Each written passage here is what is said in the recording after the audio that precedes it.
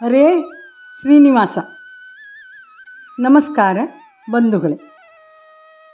ಯಾವುದೇ ವ್ಯಕ್ತಿಗೆ ಮದುವೆ ಉಪನಯನ ಮಾಡುವ ಸಂದರ್ಭದಲ್ಲಿ ಗುರುಬಲ ಇರುವುದು ಅವಶ್ಯವಾಗಿದೆ. ಒಬ್ಬ ವ್ಯಕ್ತಿಗೆ ಮದುವೆ ಬೇಗ ಕೂಡಿ ಬರಬೇಕೆಂದರೆ ಅವನಿಗೆ ಗುರುಬಲ ಇರಲೇಬೇಕು.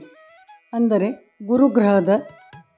ಗುರುಗಳ ಅನುಗ್ರಹ ಆಗುತ್ತದೆ.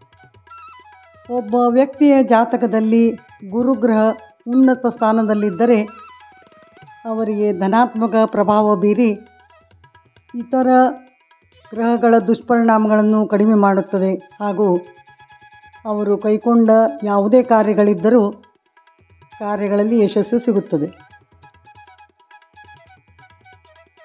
ಜೀವನದಲ್ಲಿ ಪ್ರತಿಯೊಬ್ಬರಿಗೂ ಗುರುಬಲ ಬರುತ್ತದೆ. ಆದರೆ ಕೆಲವೊಮ್ಮೆ ಗುರುಬಲ ದುರ್ಬಲವಾದಾಗ ಮದುವೆ, ವ್ಯಾಪಾರ ಇತ್ಯಾದಿ ಎಲ್ಲ ಕಾರ್ಯಗಳಲ್ಲಿ ಅಡೆತಡೆ ಉಂಟಾಗಿ ತುಂಬ ತೊಂದರೆಯಾಗುತ್ತದೆ. ಇಂಥ ಸಂದರ್ಭದಲ್ಲಿ ನಮಗೆ ಗುರುಬಲ ಬರಬೇಕೆಂದರೆ ನಾವು ಪ್ರತಿನಿತ್ಯ ದೇವರ ಮುಂದೆ ಈ ಚಿಕ್ಕ ರಂಗೋಲಿಯನ್ನು ಹಾಕಿ ಅರಿಶಿಣ ಕುಂಕುಮ ಏರಿಸಿ ಒಂದು ಹಳದಿ ಬಣ್ಣದ ಹೂವನ್ನು ಏರಿಸಬೇಕು. ನಂತರ ಈ ಸ್ತೋತ್ರವನ್ನು ಹೇಳಿಕೊಳ್ಳಬೇಕು. ಈ ರಂಗೋಲಿಯನ್ನು ನಾವು ಕೈಗೊಂಡ ಕಾರ್ಯವು ಕೈಗೂಡುವ ತನಕ, ಅಂದರೆ ಮದುವೆ, ಉಪನಯನ, ವ್ಯಾಪಾರ ಯಾವುದೇ ಕಾರ್ಯವು ಕೈಗೂಡುವವರೆಗೂ ಪ್ರತಿನಿತ್ಯ ಹಾಕಬೇಕು.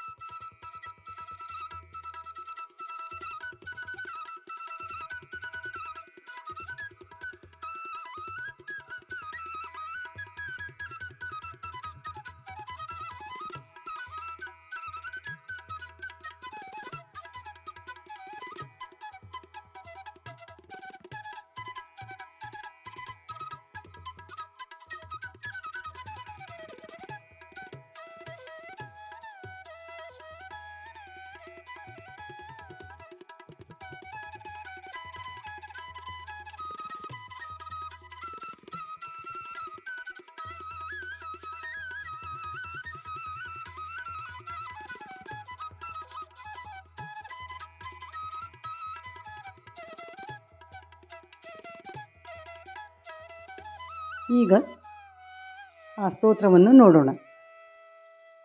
ಗುರು ಸ್ತೋತ್ರ.